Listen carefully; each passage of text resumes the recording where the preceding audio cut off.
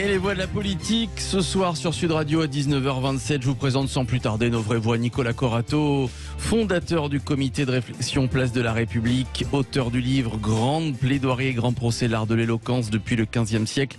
C'est aux éditions Hérédium. Bonsoir mon cher Nicolas. Philippe. Bonsoir à tous. C'est un plaisir de vous retrouver. Le politologue Frédéric Sinclair est avec nous. Bonsoir. Bonsoir. Bonsoir à vous, auteur de la refondation de la droite, c'est aux éditions Salvator. Alors deux sujets ce soir qui vont occuper nos débatteurs et vous évidemment. 0826 300 300, c'est le numéro du standard de Sud Radio. Demain mardi 9 novembre marquera le 51e anniversaire de la mort du général de Gaulle.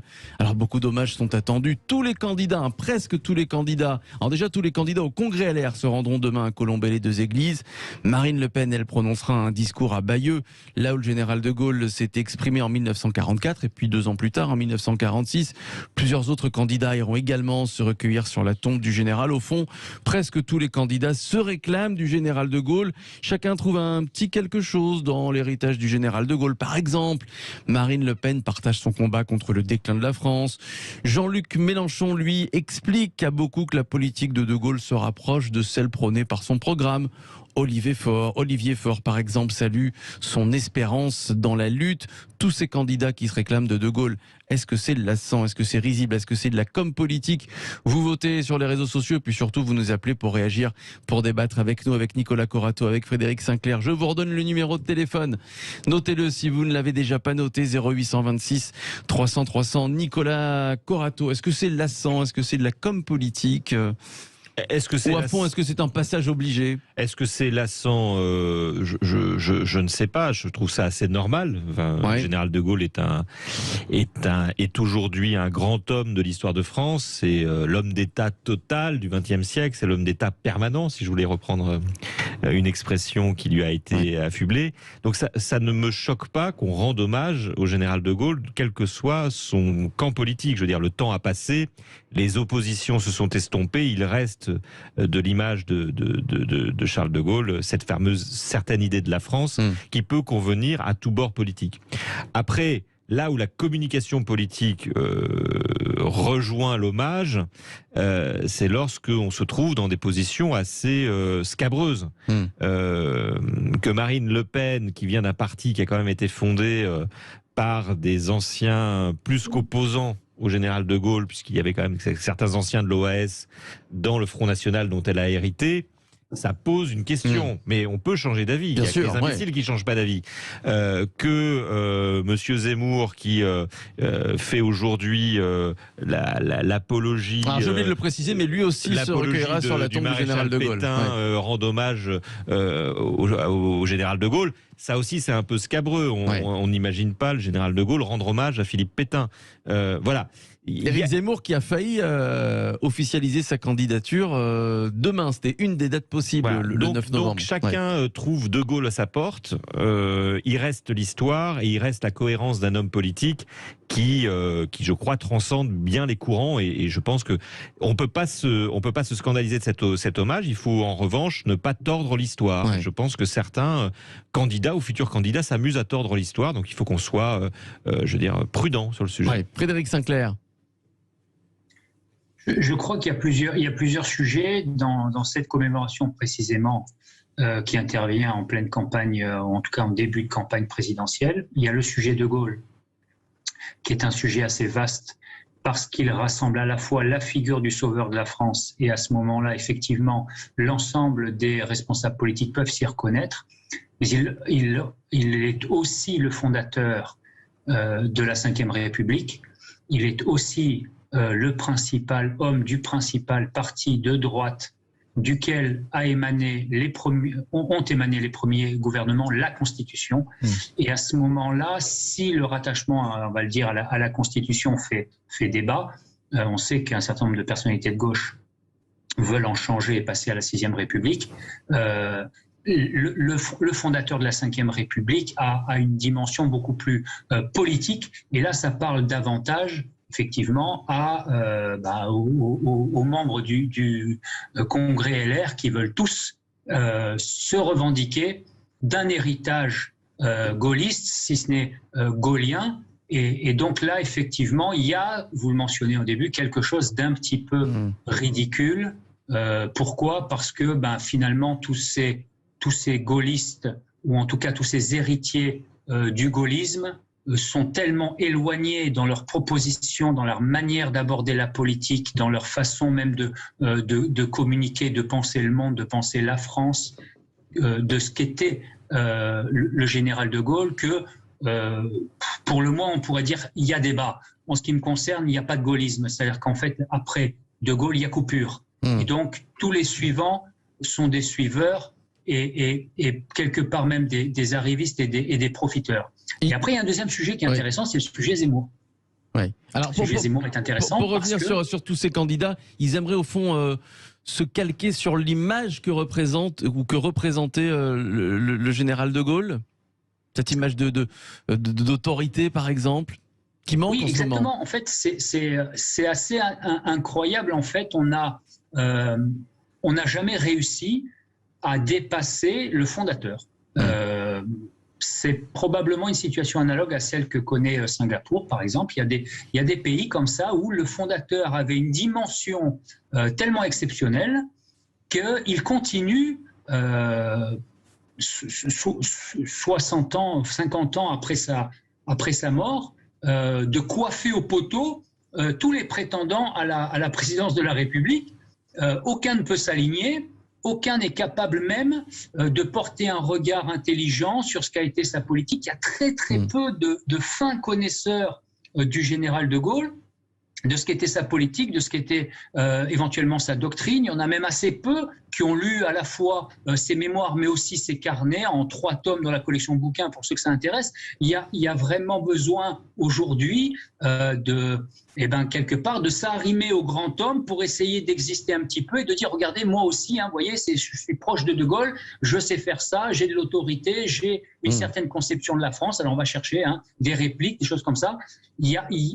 Je pense que c'est contre-productif parce que je pense que les Français ont, face à ces formes de pèlerinage un peu obligées, un peu de mépris en fait. Je crois que tout le monde aujourd'hui a compris que De Gaulle était entré dans l'histoire et qu'il n'en sortira plus jamais parce qu'il a pour la France une place unique, au même titre que Napoléon et que Louis XIV, mais il faut le sortir, j'allais dire, du contexte politique aujourd'hui. Il y a besoin aujourd'hui de faire entrer De Gaulle complètement dans l'histoire et de le dépolitiser. Oui.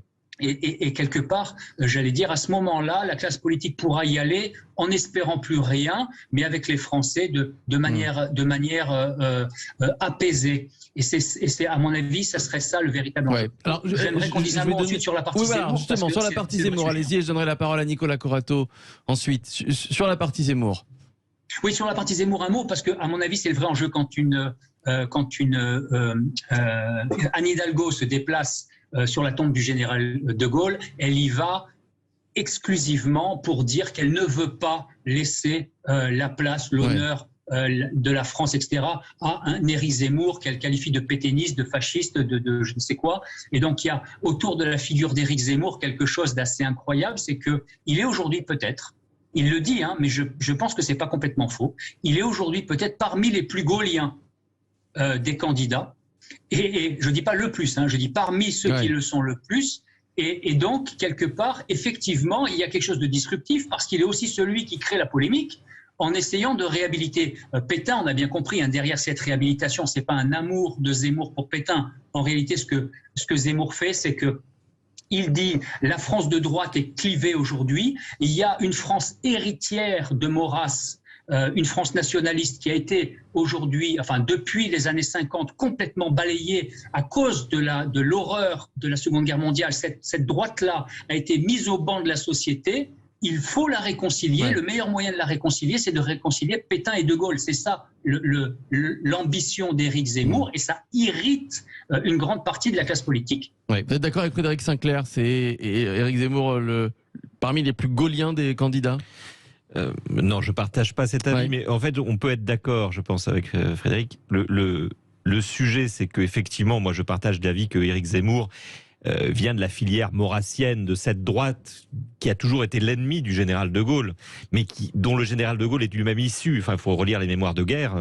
Le général de Gaulle est issu d'une culture maurassienne, mais ensuite il en a fait son lit et il s'en est définitivement écarté. Et tout le reste de son parcours politique le porte en opposant permanent de cette droite maurassienne dont il est issu, mais qu'il combattra jusqu'à son dernier souffle.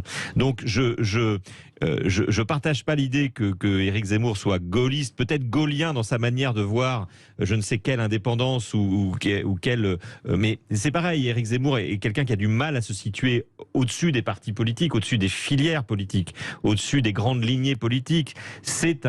Éric Zemmour vient de la mouvance Action française maurassienne, assez classique. D'ailleurs, c'est très étonnant que cette filière aujourd'hui ait autant de succès alors qu'elle paraît complètement anachronique. Mais peut-être un petit mot sur la France d'aujourd'hui, la France du général de Gaulle. Ce qui est très intéressant, c'est que on partage tous cet hommage et on revendique tous la figure tutélaire du général de Gaulle, mais je pense que plus personne ne voudrait vivre dans la France qui fut la sienne. C'est-à-dire une France extrêmement verrouillée, extrêmement verticale, hiérarchique, patriarcale, socialement quand même compliquée, culturellement très très faible.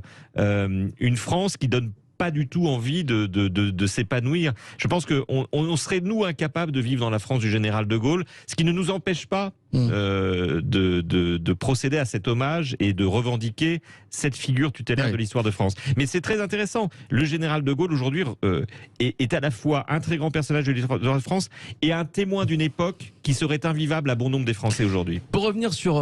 le cas Zemmour, et dans quelques secondes, on va accueillir Corinne qui nous appelle de Haute-Savoie au 0826 300 300. Nicolas Corato et Frédéric Sinclair, juste après, ça vous aurait choqué qu'Éric Zemmour officialise sa candidature demain ? Mais moi, j'arrête d'être choqué par Éric Zemmour, je le combats. Moi, ce qui me choque, c'est qu'Éric Zemmour, qui est un candidat anti-républicain, convoque les mannes du général de Gaulle. Oui, ça me choque, mais c'est pas que ça me choque qui m'intéresse et qui m'interpelle, c'est que je sois l'un des seuls à être choqué. Frédéric Sinclair, tiens, est-ce que ça vous choque comme Nicolas Corato ? Est-ce que ça vous aurait choqué ? Alors, non. Pour moi, la question n'est pas là. Pour moi, Zemmour est républicain et en plus, il est gaullien, je l'ai dit tout à l'heure. En revanche, je pense qu'en termes de stratégie politique, c'était pas bon. En réalité, il fallait décaler la déclaration pour ne pas être phagocyté par la journée, en fait, et donc créer un événement pour soi. Donc, en termes de stratégie, c'était pas bon. En termes d'opportunité, je suis absolument pas choqué. Non. Corinne nous appelle de Haute-Savoie, elle a composé le 0826 300 300, c'est le numéro du standard de Sud Radio. Bonsoir Corinne. Bonsoir les vraies voix. Bonsoir à vous ma chère Corinne. Je vous présente Nicolas Corato, bonsoir, Frédéric Sinclair. On vous écoute Corinne. Moi je suis un peu d'accord avec monsieur Sinclair et pas du tout avec monsieur Corrado. Donc déjà, De Gaulle c'est le courage, avant l'autoritarisme, c'est le courage parce que faut dire aux jeunes, il est parti à Londres contre tout le monde, mais pas avec des mailles. Il est parti pour la France. Et il avait la grande amour de la France et une grande vision à long terme. Donc moi je pense que tout ce qu'il a dit, il aurait fallu le suivre. Mais tous ces gens-là qui vont se flageller devant sa tombe, mais il doit avoir honte. Moi, je pense, monsieur De Gaulle, il doit avoir quand même assez honte parce que, je veux dire, qu'est-ce qu'il a dit ? Il fallait autonome dans l'alimentation. On vient d'apprendre aujourd'hui que la ratatouille, on n'arrive même plus à faire nos légumes. Donc, on devait être autonome en énergie. On avait la filiale nucléaire, on l'a un peu abandonnée, on n'a plus d'ingénieurs, on n'a plus trop de recherche, on n'arrive plus à s'en sortir. Après, donc, on va prendre le gaz aux Russes, le pétrole au Qatar, donc c'est super. Et diplomatiquement, d'être indépendant et qu'on était singulier. Maintenant, on se met à quatre pattes devant tout le monde, devant Erdogan, devant les Australiens, devant les Américains. Donc, je veux dire que c'est quand même un peu bizarre. Après, votre politologue qui dit on ne peut pas vivre comme De Gaulle à l'époque. Je suis entièrement d'accord avec lui. Mais il y a une différence entre un laxisme et une débandade de tout, où il n'y a plus une ligne de vision sur le long terme, et puis toutes ces nouvelles fantaisies. Alors maintenant, c'est plein de fantaisies, plein de libertés, mais plein d'interdits. On vit interdit. Moi, dans les années... Moi, j'ai 58 ans, vous savez, puisque j'appelle assez souvent. Moi, mes années, c'était de la liberté totale. Mais totale, je veux dire totale. Maintenant... On se croit libre, mais on n'est pas libre. Mais par exemple, donnez-nous des exemples, Corinne. Par exemple, concrètement. Complètement. Il dit qu'on ne pourrait pas vivre comme De Gaulle faisait parce qu'il y avait les médias et tout ça. Mais je veux dire, on croit qu'on est libre, mais on n'est pas libre. Mais quels sont les interdits d'aujourd'hui, Corinne? Mais vous faites arrêter par un flic pour n'importe quoi. Pour n'importe quoi, tout est interdit. Vous avez des normes de partout. Vous travaillez dans un restaurant, il faut suivre telle norme. Les trucs comptables, c'est 2 fois 3. On est englué dans des normes, dans de l'administration. Vous appelez pour n'importe quel, appelez 1, appelez 2. Personne n'arrive à vous répondre. C'est un bordel monstre. Vous voulez aller chez l'ophtalmo, il faut 6 mois. Vous avez le temps d'être aveugle si vous êtes malade. Vous voulez aller chez le gynéco, c'est 3 mois. Tout est contraint. Moi, dans les années 70, tout roulait bien. Alors, je ne veux pas qu'on soit comme dans l'époque de Gaulle.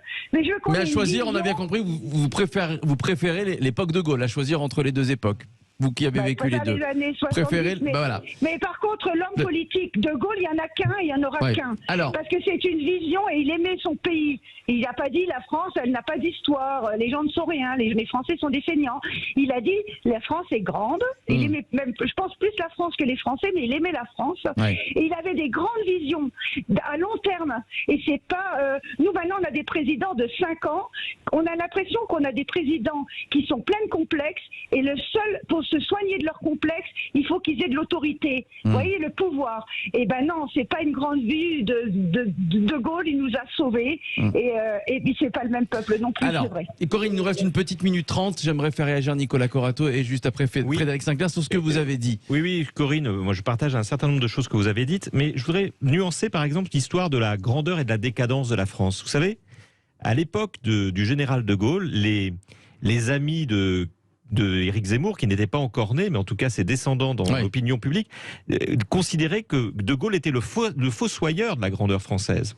Avec les accords d'Évian et l'Algérie indépendante, il avait sacrifié un département français, qu'avec la décolonisation en Afrique de l'Ouest, il avait sacrifié l'empire colonial français, que d'ailleurs le pilonnage de la flotte française par les Anglais à Marcel-Kébir en 1940 lui était également imputable. Bref, l'extrême droite de l'époque du général de Gaulle considérait que le général de Gaulle était l'artisan de la décadence de la France. Aujourd'hui, et on le considère à raison comme l'un des artisans du redressement français. Mais il faut remettre les choses dans leur contexte. Le général de Gaulle a aussi été victime des mêmes critiques que Éric Zemmour fait à la France d'aujourd'hui. Allez, on va s'arrêter un court instant et je vous redonne la parole juste après Frédéric Sinclair. Vous restez avec nous, Nicolas Corato également, vous ne bougez pas. Puis tiens, Corinne, vous qui avez composé le 0826 300 300, restez avec nous si vous avez 10 petites minutes à nous accorder. C'est un plaisir d'échanger avec vous. On va se retrouver dans quelques minutes à 6 mois de l'élection présidentielle. C'est la course au parrainage, vous le savez. Et Marine Le Pen a poussé un petit coup de gueule. Elle rame en ce moment pour avoir la totalité des parrainages requis. Elle demande au chef de l'État une fois de plus de rendre les parrainages anonymes. Est-ce que vous soutenez Marine Le Pen? Faut-il rendre les parrainages anonymes? Vous votez sur les réseaux sociaux et puis j'attends vos réactions là encore au 0826 300 300. On en parle, on en débat dans un instant avec Frédéric Sinclair, Nicolas Corato et Corinne qui nous appelle de Haute-Savoie. À tout de suite. Vous écoutez les voix de la politique sur Sud Radio. Ce soir, c'est avec Nicolas Corato, fondateur du comité de réflexion Place de la République, avec le politologue Frédéric Sinclair, avec Corinne de Haute-Savoie, 0826 300 300, une fidèle auditrice. Écoutez ce qu'a déclaré Marine Le Pen ce week-end. Elle a poussé un coup de gueule. La candidate, je la cite, qui rame en ce moment pour récolter tous ses parrainages et qui demande à Emmanuel Macron de rendre les parrainages anonymes. C'est pour moi, mais c'est aussi pour les autres candidats que je parle. Parce que, vous voyez, moi, je crois à la démocratie. Et je ne me réjouis pas de voir que Éric Zemmour ou Jean-Luc Mélenchon, ou peut-être d'autres, pourraient ne pas avoir les parrainages. Et je viens demander solennellement, d'ailleurs, pour la énième fois dans votre émission, que Emmanuel Macron fasse preuve de courage et qu'il fasse en sorte que les parrainages des maires ne soient plus publics, car c'est la publication du parrainage des maires qui permet à un certain nombre de gens qui ne sont pas des démocrates de faire pression sur eux. Faut-il rendre les parrainages anonymes? C'est tout ce que demande la candidate Rassemblement National. Vous votez sur les réseaux sociaux et puis vous nous appelez 0826 300 300. On donne la parole à Nicolas Corato. Elle a raison. Marine Le Pen. C'est le même sketch à chaque élection présidentielle. C'est vrai. Elle de la part du Front National puis du Rassemblement National. Au final, elle les a. Deuxième chose, elle demande de changer les règles de l'élection à 6 mois de celle-ci. Que ne dirait-elle si Emmanuel Macron se prenait à changer d'autres règles de cette élection? Elle serait la première à crier au complot. Donc je pense que ça, c'est pas responsable. Dernière chose, en tant que citoyen, moi je suis intéressé de savoir pour qui mon maire a donné sa signature. Quand il a donné sa signature à un candidat à l'élection présidentielle, ça me semble la moindre des choses que cette information soit transparente. Donc non, cette règle existe, elle n'avait qu'à saisir le président de la République il y a 2 ans, 3 ans, elle en avait la possibilité, on aurait eu le temps peut-être de changer la règle s'il était opportun de la changer, mais aujourd'hui je ne vois pas pourquoi on retomberait dans l'opacité. Il faut que les maires prennent leurs responsabilités et les assument. Il n'y a pas de raison. Si c'est honteux de donner sa signature avec Marine Le Pen, alors il faut que Marine Le Pen s'interroge. Frédéric Sinclair. Il me semble que le raisonnement de Nicolas Corato est biaisé pour une raison assez simple, c'est qu'il ne prend pas en compte la partie qui est fondatrice du scrutin démocratique, qui est le secret. En réalité, la transparence est l'ennemi de la démocratie. Quand il y a transparence, il y a plus de liberté. Je m'explique. On n'a pas besoin de savoir notre maire pour qui il vote à l'élection présidentielle. Mais là, il vote pas, Frédéric. On n'a pas besoin de savoir pour qui il vote en tant que député. Il fait un acte administratif en qualité de maire, pas en qualité de citoyen. Oui, mais donc il permet à un candidat de pouvoir participer à l'élection présidentielle. Et bien qu'il rende des comptes à ses administrés. C'est absolument pas un acte administratif, c'est un acte politique, un soutien politique. Donc c'est pas un acte administratif. Mais c'est pas un vote non plus, Frédéric. Ça s'assimile à. C'est-à-dire que c'est un acte politique. C'est exactement ce qu'on fait quand on donne son suffrage à un député, à un maire, à un président de la République. À partir du moment, et Marine Le Pen l'a dit de façon très juste, en réalité, ça ne touche pas qu'elle, et ça la touche assez peu, parce que là, pour le coup, je suis d'accord avec vous, elle fait tout le temps un petit cinéma de communication autour de cette question des parrainages au moment où il faut les recueillir, sachant qu'on sait très bien qu'elle les aura. Mais elle soulève un vrai problème. Demain, est-ce que Éric Zemmour arrivera à avoir ses 500 parrainages pour les mêmes raisons? On ne sait pas. Dupont-Aignan, qui est pourtant, globalement, à droite, on pourrait aujourd'hui le discuter, en tout cas certains le discutent à cause de son ralliement à Le Pen en 2017, mais jusque-là c'était un gaulien, membre du RPR, eh bien c'était difficile pour un petit candidat, et aujourd'hui il dit qu'un certain nombre de maires, du fait de la transparence, ne veulent plus le parrainer. J'imagine que la multiplication des petits candidats rend difficile, encore une fois, encore plus ce parrainage-là. Il me semble que le secret est une vertu de la démocratie et que la transparence est son ennemi. On a aujourd'hui, et c'est les progressistes qui ont mis ça dans toutes les dimensions de la société, une volonté de transparence absolue. On veut tout connaître de tout le monde. Je pense que c'était une dictature. Non mais c'est vrai, Nicolas Corato, quand un maire donne son parrainage par exemple à Marine Le Pen, et vu qu'elle qu'elle rame, c'est ce qu'elle dit, pour en avoir, il lui permet de se présenter à l'élection présidentielle et d'être potentiellement présidente de la République. Mais j'entends. Donc, ça peut s'apparenter à un vote. On n'est pas dans l'intimité citoyenne de Monsieur le maire.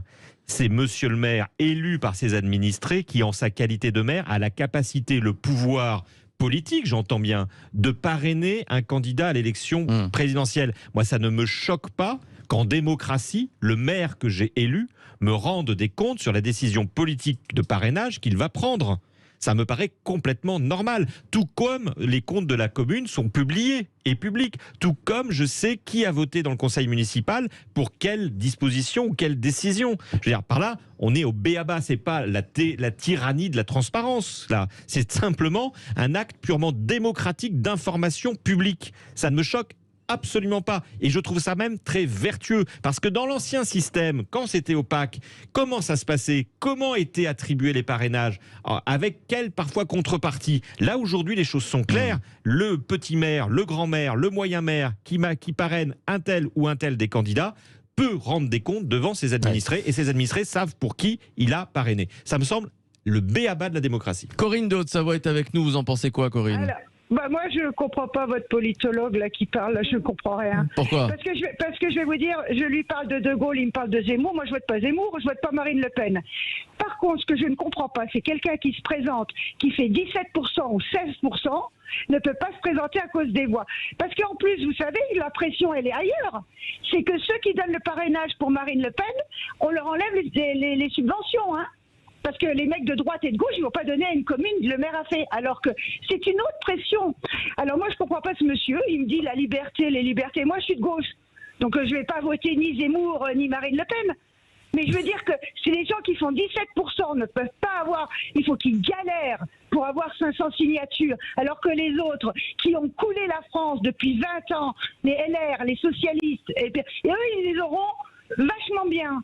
Est-ce que vous serez d'accord pour revoir le système, Nicolas Corato ? Moi, je ne suis pas d'accord avec 500 Corinne. 500 parrainages, c'est peut-être trop, non ? On peut tomber d'accord. Moi, je suis contre le système de parrainage par les maires. Ouais. Moi, je suis pour qu'il soit public une fois qu'on a ce système. Et je pense que ce système est un système censitaire, issu d'une autre époque, d'un autre temps. Et moi, je suis pour qu'on revienne à une autre constitution. Donc, j'ai pas de problème au fait de dire que c'est pas au maire de choisir qui se présente à une élection présidentielle. Ce sujet-là, moi, me choque. Sur le principe même. Une fois qu'il est posé, je suis pour que le choix soit public, pour qu'on ait un minimum d'information démocratique. Mais oui, c'est pas au maire de choisir qui doit se présenter. Je suis d'accord avec Corinne, c'est pas normal que des candidats qui rejoignent une certaine partie de l'opinion publique ne puissent pas se présenter à un scrutin aussi important que la présidentielle. Mais il faut peut-être changer de mode de scrutin, ou en tout cas de mode de sélection de nos candidats à la présidentielle. Frédéric Sinclair, est-ce qu'il faut revoir le système ? Sans rendre le parrainage anonyme, revoir ce système de parrainage. Donc, deux choses pour répondre à la fois à Corinne et à Nicolas. La première chose, c'est que, comme le dit Corinne, il y a une instrumentalisation de cette transparence qui rend le parrainage faussé et donc qui empêche les maires de parrainer qui ils voudraient. Donc, on a un vrai problème avec la transparence et pas avec le parrainage. Et ensuite, sur la question des parrainages, le problème, c'est celui, encore une fois, de la démocratie indirecte. À partir du moment où vous mettez des personnes en lice pour être président de la République, s'il n'y a aucun filtre, à ce moment-là, n'importe qui peut se présenter, et ça devient la gabegie. Il faut bien à un moment dire qui peut, qui ne peut pas. Il me semble que cette question des parrainages secrets est la moins mauvaise des solutions. Moi, je reviendrai à une forme de secret. Et je laisserai la question des parrainages. Après, on peut discuter sur le nombre. Pourquoi on ne remet pas cette question des parrainages aux citoyens ? Dans une vraie démocratie, pourquoi confier ça au maire ? Quelle est la légitimité du maire pour choisir les candidats à l'élection présidentielle ? Aucune légitimité qu'est-ce qu'on ferait, nous, citoyens ? On pourrait très bien imaginer, ça explique, ça existe dans d'autres pays, que ce soit un nombre calculé fini de citoyens qui permettent effectivement, en signant et en présentant et en parrainant des candidats, à ceux-ci de se présenter. C'est tout à fait possible. Pourquoi est-ce qu'on ne redonne pas sur ce sujet le pouvoir aux citoyens ? Ça serait une vraie avancée démocratique. Ouais. Corinne ? Oui, non, mais c'est une possibilité. Pourquoi pas faire 1 million, 1,5 million de personnes qui, je pense que ce serait plus facile, puisque les gens comme Zemmour ou comme Marine Le Pen, mais peut-être Dupont-Aignan, ou je sais pas, moi, même Mélenchon, ce serait beaucoup plus facile pour lui, parce que je pense que si Mélenchon, on lui demandait 1,5 million de personnes de signer et de faire ça, il l'aurait beaucoup plus facilement. Ah, c'est pas sûr, parce que le vote des citoyens serait public, du coup.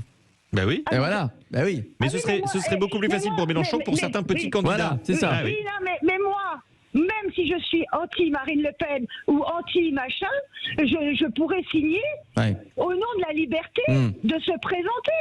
Parce qu'à ce moment-là, alors, comment on fait ? Moi, j'ai pas honte de signer. S'il manquerait, je sais pas, 30 personnes, je signerais même si je voterais pas pour. C'est pas le problème. C'est le problème d'avoir des idées différentes. Après, c'est les gens qui votent et qui vont juger. Mais vous savez, je pense que la démocratie, elle n'existe plus vraiment. Merci.